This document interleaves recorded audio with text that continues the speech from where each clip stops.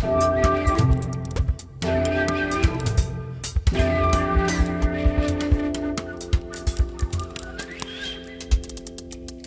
now move on to the student speaker aspect, which, Babangida, I'm sure you remember what it feels like.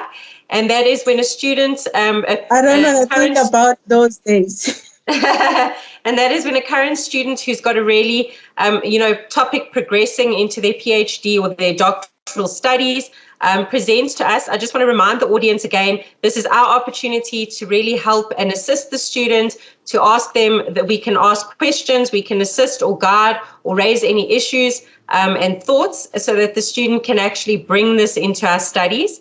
As with all Da Vinci students, our students are always remarkable business leaders themselves.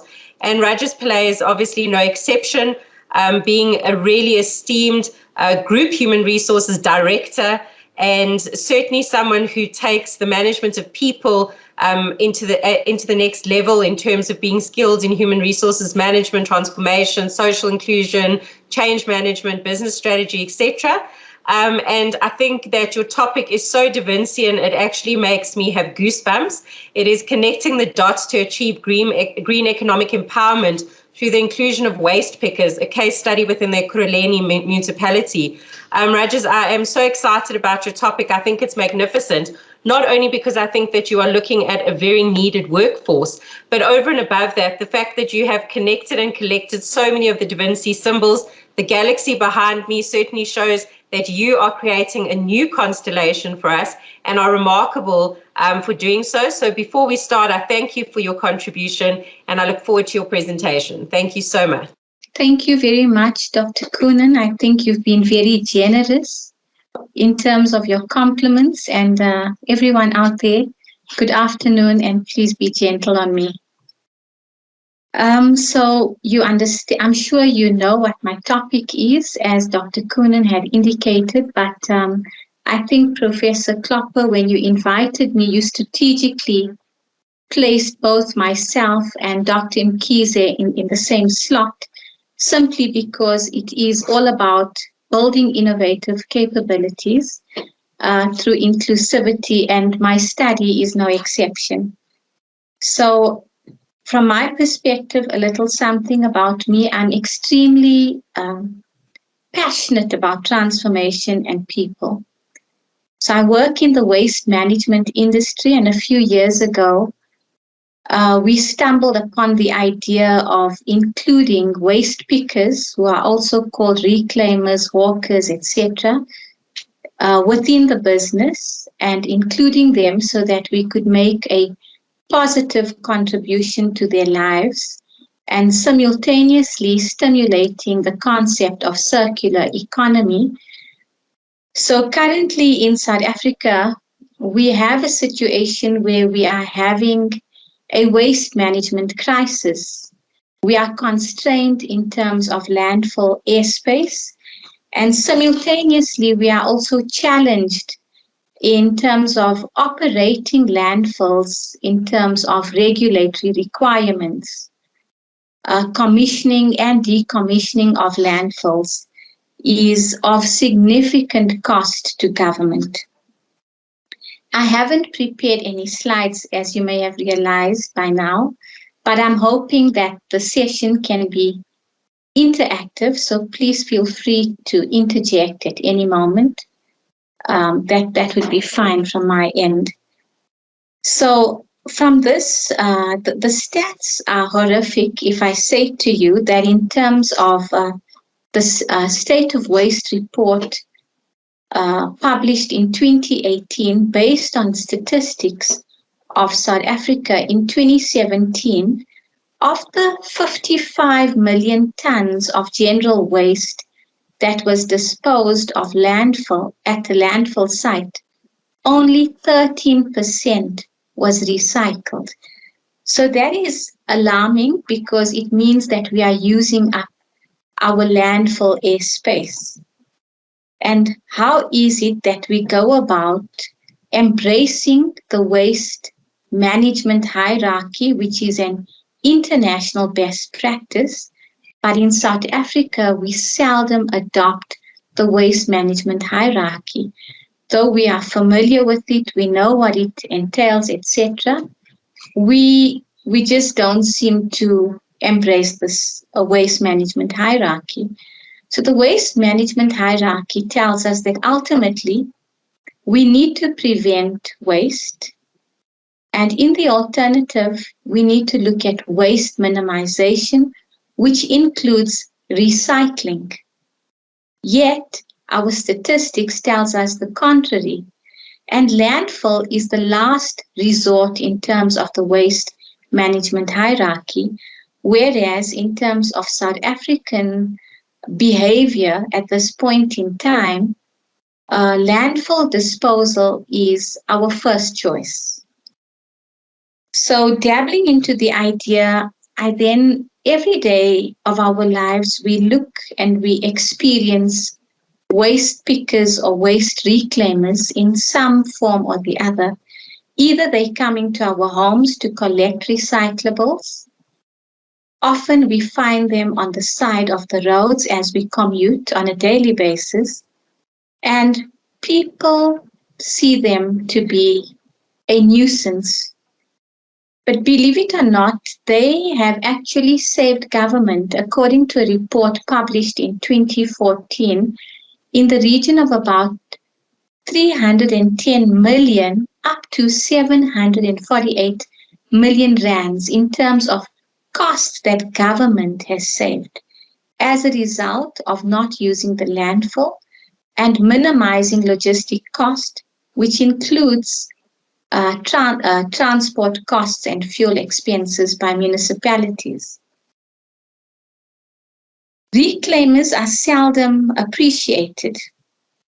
We do not acknowledge them, yet they play a pivotal role in the circular economy, because what reclaimers do is that they minimize environmental impact and they assist in contributing to the economy. The waste economy, interestingly, according to a report published by the Green Cape in 2020, contributes in the region of 24.3 billion rands towards the South African GDP. So that is significant. And this is what my study encompasses. It's about municipalities operationalizing and integrating reclaimers into the context of how we live by educating, by sensitizing individuals, and by embracing reclaimers. Because currently, reclaimers, whilst they save us all of this money and they provide a service to us, the reality of it is they are not compensated for the service that they provide, not by government, not by residences, and nobody pays them or compensates them. They work long hours, they travel long distances. You would find them with trolleys, commuting up to about 15 kilometers per day. The reality of it is, if one looks at reclaimers and just the waste economy and what it does, is that it creates jobs, because these individuals from a socio-economic perspective are looking for economic independence. We have a high unemployment rate in our country, and they're using this as a mode to achieve economic independence by earning an honest living, by walking distances up to 15 kilometers per day and selling these recyclables. And by doing that, they are also saving our natural resources, because we are using secondary resources as opposed to depleting our natural resources. So the study ultimately is about collaboration, collaborating with multiple stakeholders, looking at government to try and assist to integrate and operationalize waste pickers. At the same time, we have the National Waste Management Strategy, that was published last year. It was updated, in fact, and it recognizes vulnerable groups such as waste pickers as an important part of the waste cycle, and one needs to consider them. And so my study is basically about overcoming the waste management crisis, the socio-economic exclusion that reclaimers face, notwithstanding the fact that they play a pivotal role within our economy as well as in the environment. And it's about advocating this sort of empowerment. So my study is a transformative study, and it looks at mixed methods. That is the methodology I approached in terms of data gathering, in terms of trying to find a solution to this research problem. And I think I'll pause there. Any questions to Rajas? Any comments or suggestions? I see Heather's got a question. Dr. Good? Hi, I'm delighted to hear of your study, both as a Ekurhuleni resident and as somebody who's interested in living more sustainably. So thank you for undertaking such a challenging study. I wondered, there's been reports recently about how much plastic is actually recyclable. And yet I'm seeing that in South Africa we have a relatively high proportion of plastic collected, particularly by the so-called pavement surfers and the reclaimer that you mentioned. And I wondered if you'd care to comment on what the figures for South Africa are. So as it currently stands, 90% of the plastic that is disposed of is currently being recovered. I must also advise you that currently statistics in terms of numbers are very poor in South Africa. There are very few mechanisms and controls in place at landfill sites that actually looks at these type of statistics, but according to the Plastics Association, it's 90%. I think you've confirmed some of my thinking, and I think it was very interesting to look at the National Geographic report as well, where some of the plastic waste, the origins of that, have come onto the South African shores. And how do we protect waste from the landfills, from reaching our waterways and oceans particularly. And I know that's less of an issue in Ekurhuleni, but we do have waterways that are affected. I also wanted to point out, I worked with a student who investigated food wastage and the impact on landfills. And we are throwing away a remarkable amount of food in this country, in some sectors. And yet, when he was working with commercial farmers who see a higher proportion of food wastage during harvesting, for example, and transport, they did not know about the financial benefits, for example, of harvesting methane gas from some of the fruits and vegetables. Yes. And I'm wondering if the economic benefits of recycling and reusing and of not letting wastage actually get to the landfills can be made to some of the producers. How would that affect your study? So while I'm not dealing with food waste specifically, what I can say that there are alternatives in the market, lots of waste to energy projects that are underway. And what we're finding at this point in time is that in industries where food waste, there's large quantities of this, they are looking at alternatives, as you've indicated, methane gas, for example. And it's quite feasible, financially feasible, excuse me. Yes. The student I worked with reported a change in behavior when the producers saw an economic incentive. So I wonder if that is a helpful insight it is. For households, because if households can also see a financial insight, then that becomes far more useful to them as well. And households, I think, are producing the bulk of landfill wastage, if I recall. Yes, you're quite right in what you're saying. Thanks. Thank An you. interesting study, and I wish you success. Thank you very much. Thanks, Heather. I see that Dr. Deploy-Cilliers has also said that it's a very interesting and relevant study. Gibson, I see that you've got a comment or question. Thank you very much, Doctor. I just want to highlight 2 points here. Based on the fact that Rajas mentioned that she's not going to be focusing on food waste. However, it's important to note that the waste that end up in our dustbins, for example, among other things, come from our houses. Maybe what she need to also maybe to look at is waste sorting techniques, you know. I'll give you one example.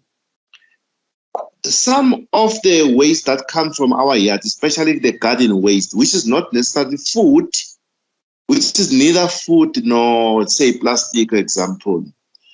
If we were to produce, to put together a manufacturing site whereby we produce fertilizer tea, especially when that particular waste is organic, fertilizer tea can be produced out of that.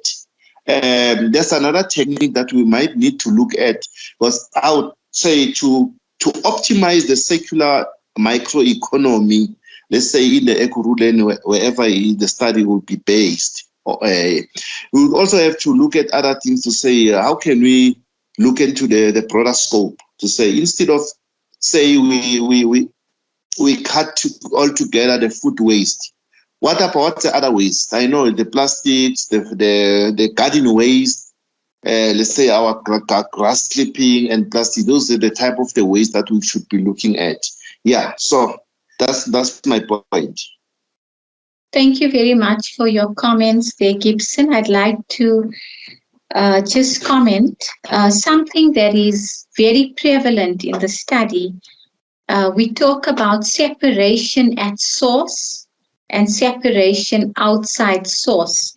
So currently, if we look at the culture in South Africa, we don't have a culture of separating at home. What happens is that the individual takes all his waste and he puts it in one dustbin and he leaves it out at his curbside for the municipal truck to collect it. And then you would find on that very same day, just before the municipal truck comes along, in the wee hours of the morning or the night prior, you would find a reclaimer rummaging through the dustbin to try and extract the valuable waste products. Now that is separation outside of source. Whereas if we as householders start separating within our homes, there is less contamination of the recyclable product. And even though we can still leave it outside in a separate bag or separate it out and leave it outside, so when the reclaimer comes along, you would not be contaminating that waste stream. So that would assist.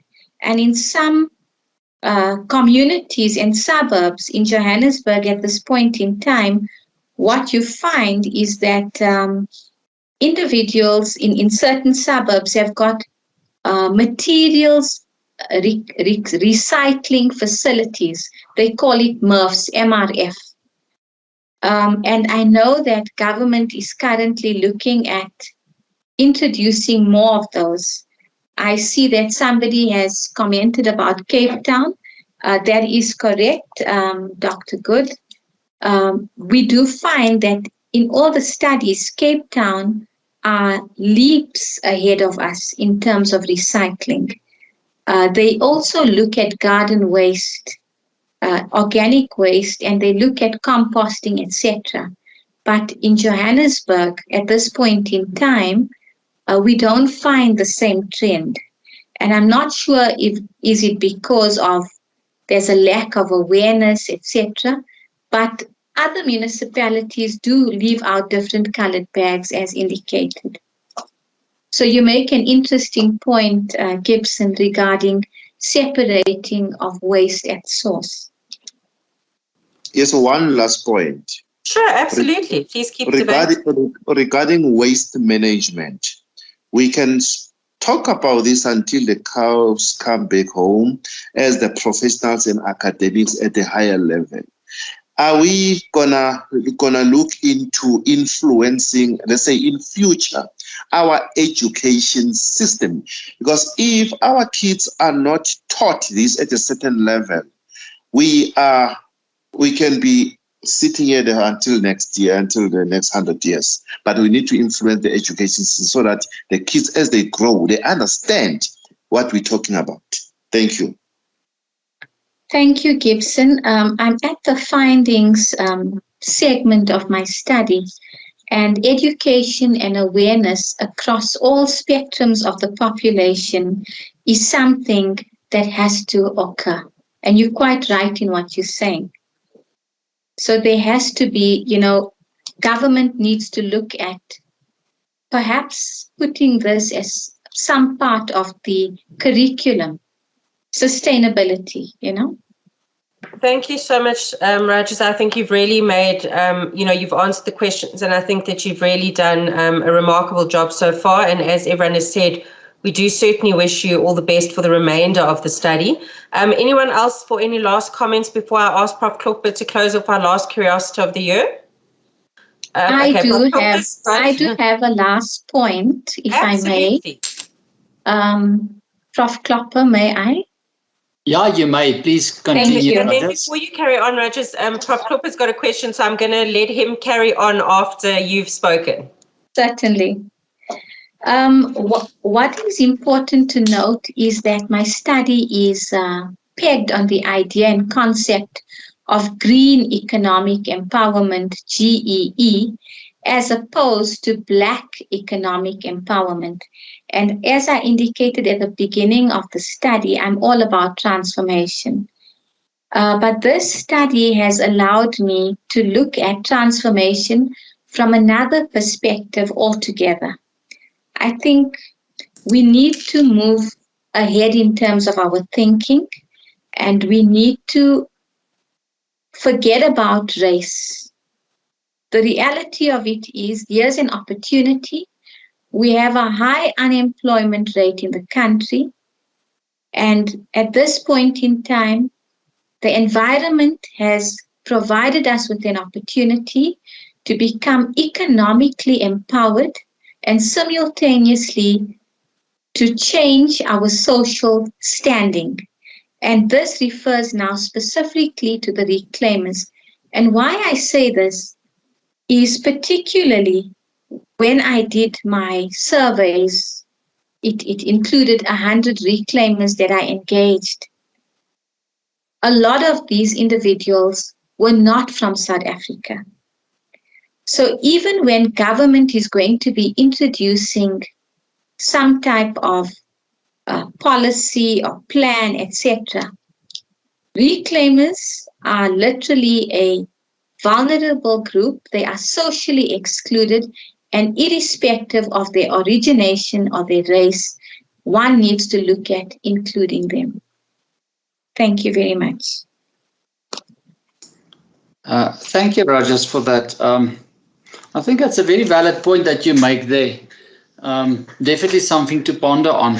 So my question that I've been wondering of, and I've been listening to this conversation last week again, where somebody's trying to make a big thing around King Report, and don't take me wrong, I think King 4 is a very important report and it really are useful. But if I look at the King Report, they almost fall back on the triple bottom line, and only look at 3. Then I talk to some of the energy companies, and they then go around the ESG, the environment, social and corporate governance. And then I listen to the conversation at a different space where it's about the quintuple helix approach, where you put the environment first. So my question is this to you: in all these models, environment is surfacing. Which one is the best? Which one is missing what? Because, it's almost like the one only vote for this political party and the other one for that. So if you talk to the ESG guy, he don't believe in the triple bottom line, or actually don't know about that. And simple the same with the quantipolyalic approach now. But I do believe the environment is playing a key and important role. So I'm not against you on this one, but I kind of get the sense, we have mixed frameworks, it's a matter of preference. Are there any guidance to corporate South Africa in terms of finding the middle way or meeting each other somewhere, or which one is the best?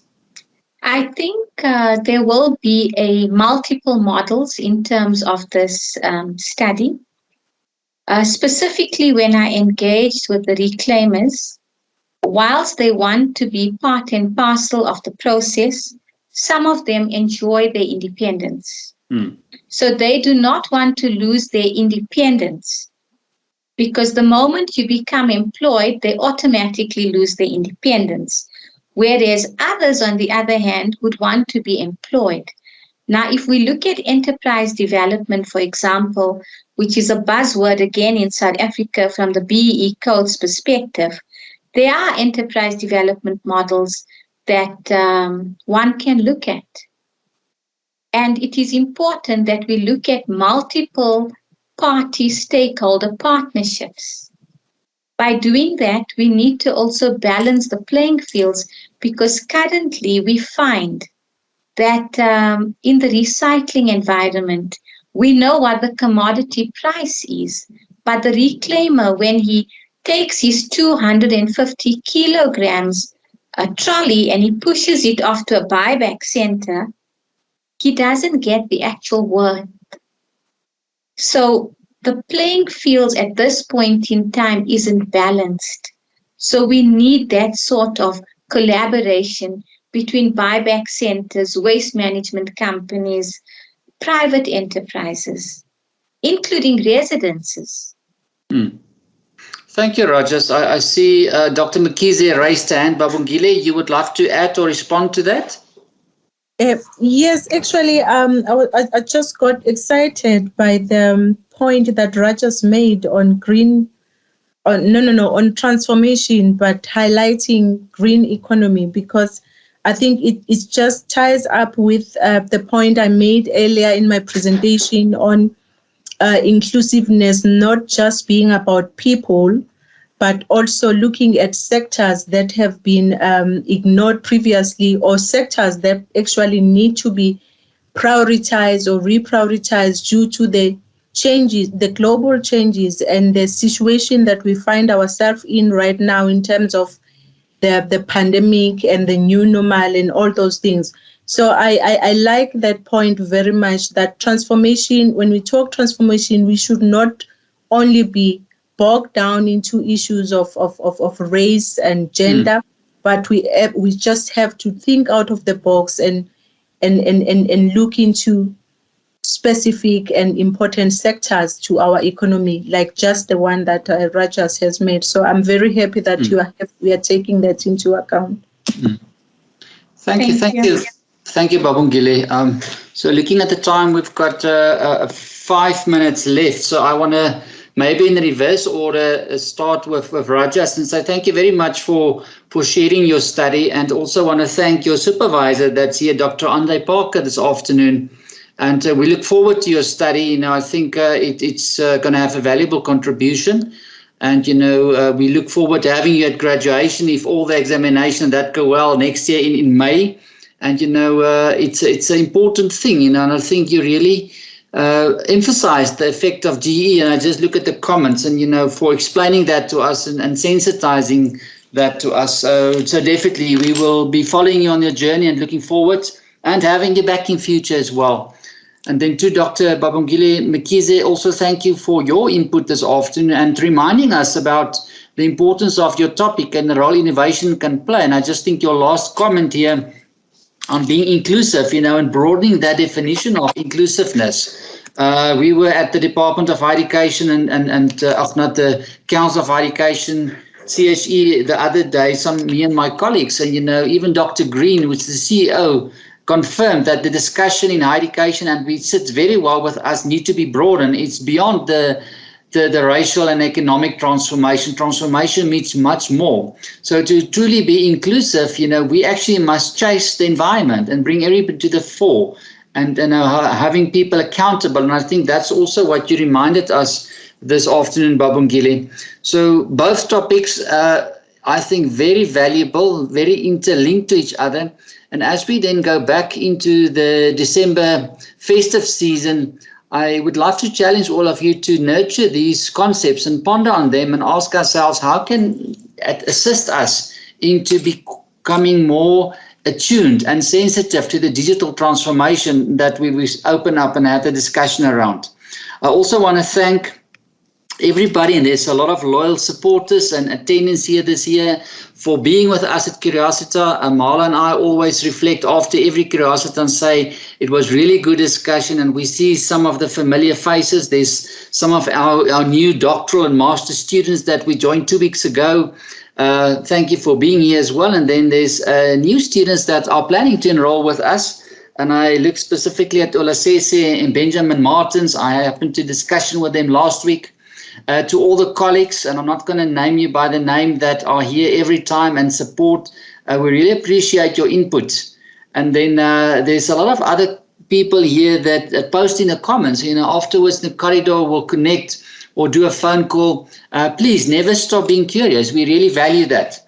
The dates for Curiosita for next year is already fixed. They are on the calendar.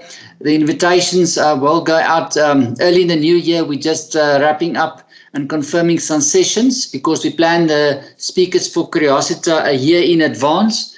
Here and there are challenges, and I think, Rajas, you had to move, and even Babungile, so it's a coincidence that you landed together. Initially, you were scoped out in different months, but we will also share that invite, and you can then subscribe, and we look forward to many more successful Curiositas for next year. If you ask me and Marla what's going to change, not much. We're going to keep to the recipe. It works well. It's the purpose of Curiosita. The only change that will happen is there will be 1 or 2 students in some of the Curiositas to also give them the forum to talk, because our doctoral students, the number have increased. Hence, we need to make provision for that. But the rest, all the same, and we look forward to that. Go and find some topics. If you have any specific suggestions, please communicate that to myself or Marla. We're happy to include that into future discussions. And if you want to become part of the presentation team, also talk to us. We do have a challenge, sometimes to find people in the holiday or the festive seasons during the academic calendar. But we will definitely make provision to you. And during the course of the year, I think on 2 occasions when we engaged with the presenters, they came back and they refined the topic. That we also welcome. This is not cast in stone. To the true spirit of Curiosita, we're more than willing to do that. And then lastly, before I say goodbye and close the session, also then thank you to Marla for always facilitating and being the MC on this one. And the background, Alpheus and Rian, to help us make this a success. It's all much appreciated, and we're looking forward to the new year 2022. Thank you, colleagues. Thank you, everybody. Thanks, Prof. Klopper. So we will have our next Curiosity at the end of February. There's no Curiosity in January. It starts in February. Thank you so much to our remarkable speakers, Dr. Mkhize and Rajas Pillay. Babungile and Rajas, as I always say, we create our own constellations at Da Vinci. These are ours at the back, but every single student and alumnus creates their own constellation, which we are honored to hold high in the Da Vinci galaxy. So today, to you two shining and remarkable stars, I say thank you very much for leaving your star in our galaxy and continuing to do so with all that you do and contribute to society. Thank you so very much. We greatly appreciate it, and each and every one of you. Thank you.